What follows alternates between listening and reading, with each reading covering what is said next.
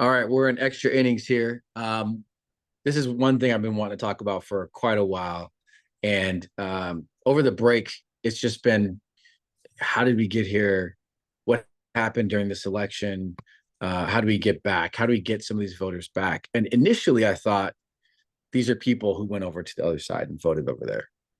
We saw the swing, the red arrow map that points all the way to the right on election day. And we thought, okay, so we lost a bunch of voters.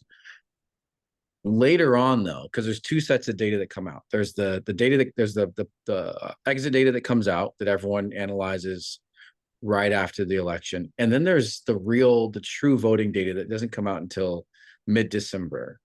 Mhm. And that is the stuff that tells us exactly what happened with these voters and where we went wrong. And that's where we got the real story, which is that we didn't lose a bunch of voters to the other side. We lost a bunch of voters to not voting, Yep. a bunch of voters to not voting. So that changed my mind about where I thought we needed to focus. I think it was great that we went over to we went to DC and heard directly from Trump voters there. And also, I believe that that's not what we got to continue doing. It's really why Definitely didn't not. why, for the sake of our mental wellness and our souls, we should not spend 2025 talking to them. We should find out why people didn't vote. And this data from Tom Bonnier is what we're going to look at in the beginning here, Ahmed. Yep. I'll pull it up right now. Great. Tom Bonnier again. He Target Smart is what he runs, and this is he begins to parse through this stuff. When was this posted? January 11th. And he says, I'm vexed by dim leaders capitulating to Trump before he even takes office and adopting the narrative about inflation is the number one priority, which is something that like that I was a part of that. I was thinking that. Yeah. This shows how many 2020 Dem voters stayed home in 24 and are still registered to vote, and battleground states with party registration and turnout reporting. So what is this showing here, man?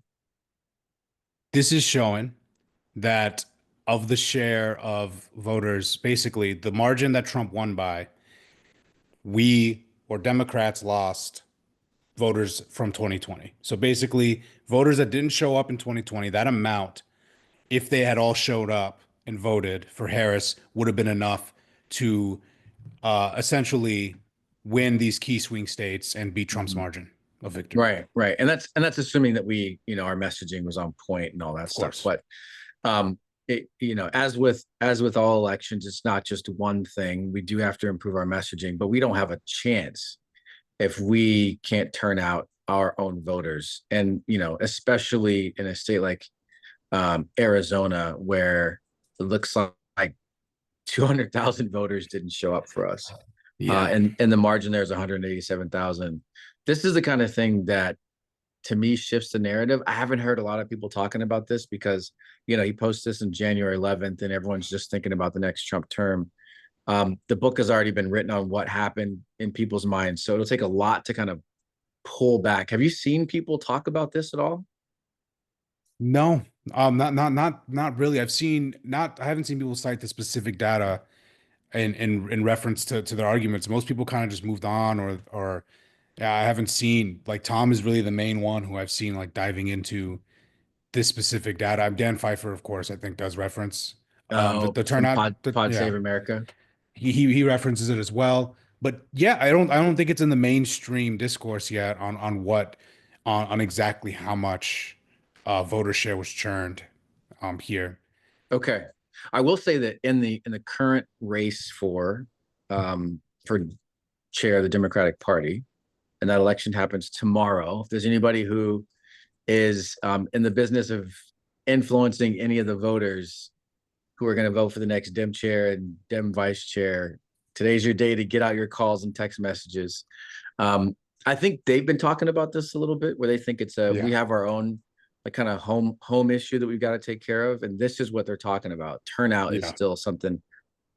The next one is, and one of the people running for Dem chair is the Wisconsin chair Ben Wickler, and here's some data that Tom talks about that is specifically about Wisconsin. And he basically Mhm. says we have the turnout data for Wisconsin, as was the case almost everywhere. There was no great surge in GOP turnout, but rather Dem turnout fell off relative to 2020 by more than GOP turnout fell off, basically. So everybody had less voters turn out for them. It's just they kept more of their voters than we did.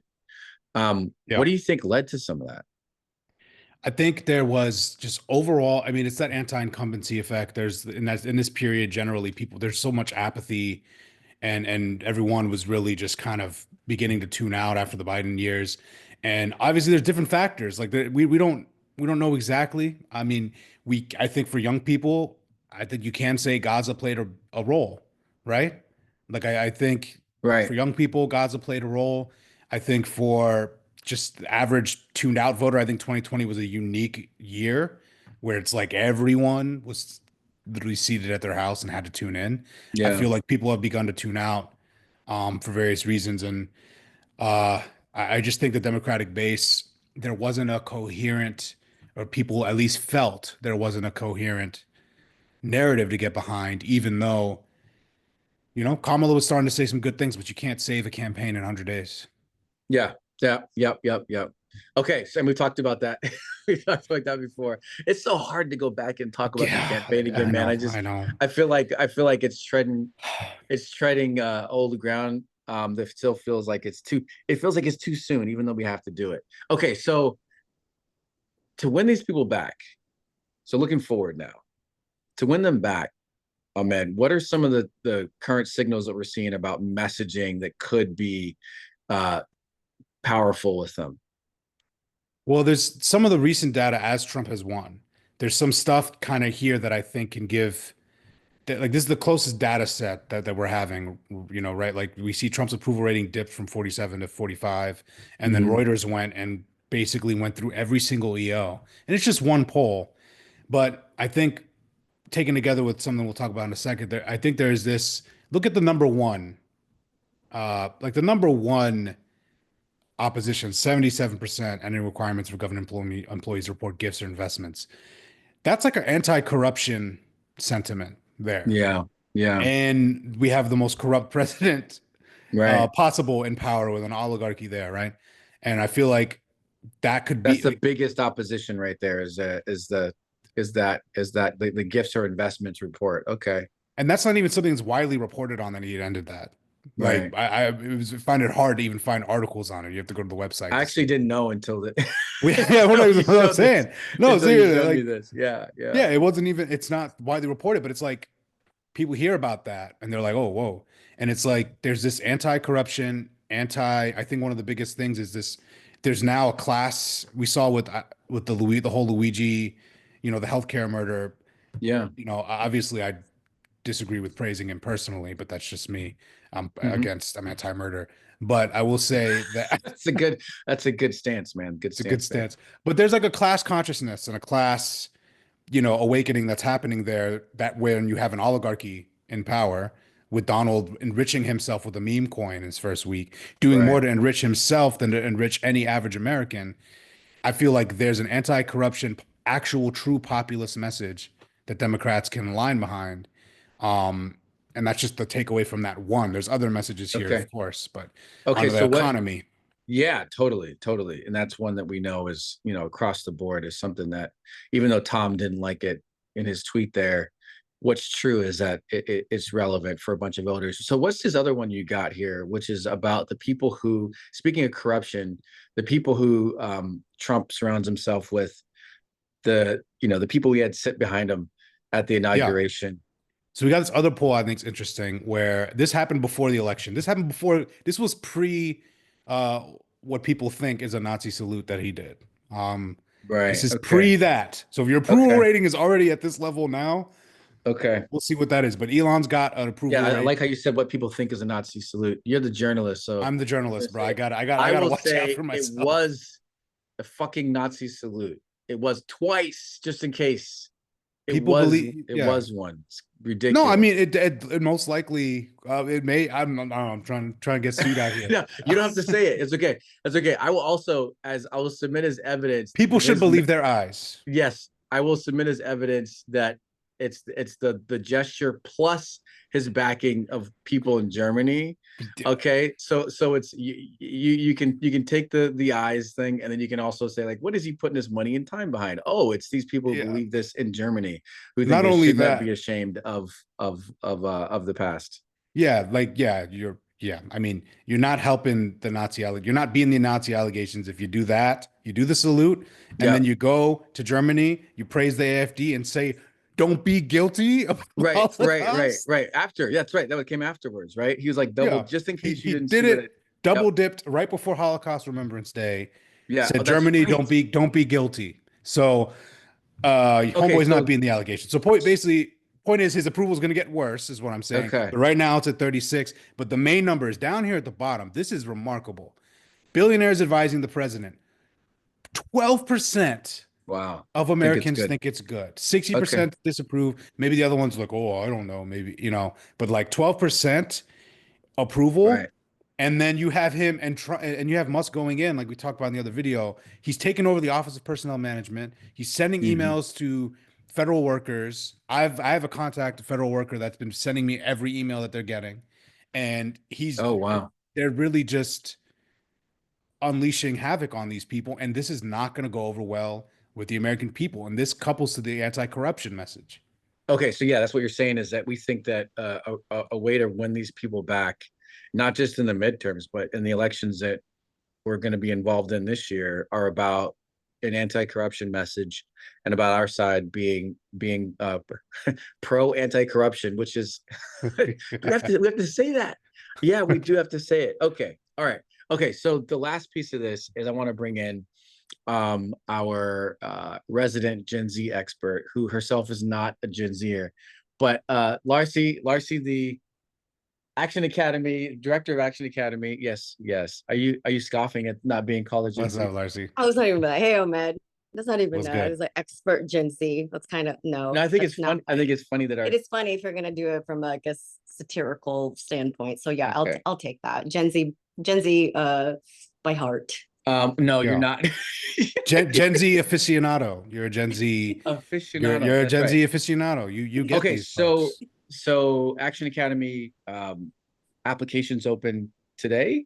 But 20 minutes ago, I could not wait. Okay, And we launched it. We actually opened it up yesterday or this morning, sure. and we already have people applying. Okay, so my message, my question for you then is, what do you? I was going to ask her what do Gen Zs think, but that's I'm not going to put you in that position. What no? So what are you going to tell them though about voting last year? Because a bunch of them didn't vote, and that's a so we what we're talking about here is turning out people who didn't vote. A huge population of Gen Zers in battleground states didn't vote. So what is your message to your cohort? That is full of maybe they're full of voters. Maybe some of them didn't vote though, or maybe they're Jill Stein voters, which we'll get into that bullshit there. But what? So what are you gonna tell your Gen Zers this cohort this year? Well, the fact that they're going to be applying to Action Academy symbols to me that they want to learn more. One of the things that you will get out of Action Academy is really looking deeper into why the vote is very important. I commend young voters for the passion and the ambition that they have for these decisions that they want to make for their lives. I get that. And we need that. We need you to be passionate about a single issue. And And we got to also look at the bigger picture. There is a political system called democracy that we are all in this together. Action Academy allows you to look at that entire system. Although we need you to be able to have the passion to go and vote, the bigger picture is also equally important. You are the youngest voting bloc going into an activation mode into our democracy, and you will be in it the longest. In the long run, you are living in this democracy longer. So whatever you do to set up those voting muscles early on is going to pave that type of course for your future. so you're saying be more invested in like the holistic The whole list. ownership of Yep. country and Yes. democracy, and it's not Yes. just about one issue. Yes. And Because one issue, if you just focus on that one issue, you will decide ambitiously whether or not you're going to turn out, and not realizing that even though it may not be the issue right now, it could particularly be a piece of that domino a little bit later because you voted, because you got activated. Preach, preach. Also, I'll even get specific on something you're referring to. I'll be brave enough to say it. People who were single issue voters on Gaza, which I Yeah. understand the Yes. outrage. I understand it. I Yes, get it. I yes. was critical of Biden myself. Trump last week said his plan is to clean out. He wants Gaza cleaned out. While Mhm, there's allegations of ethnic cleansing, he said that. So, mhm. I mean, that's it right there for you. yeah, so Yep. yeah, if you're going to be a single issue voter, it's not like it seems like they were single issue voters, but like half of an issue, because they reacted to just what was done, and they didn't think enough about what would What happen could happen? After. if they didn't Yep. support Yep. a side They that wanted to was punish and Yep. send a message. yeah, exactly. And I guess the saddest part about that is that they didn't actually just punish the Dems. They end up punishing a bunch of other people Yeah. Yeah, around the world. unfortunately. Not to put Yeah. it all on their shoulders, but I mean, there are But it's consequences to your vote. I think that's a great example, right? That's a great example of how consequential a decision is, Mhm. right? Even though they may not have voted for,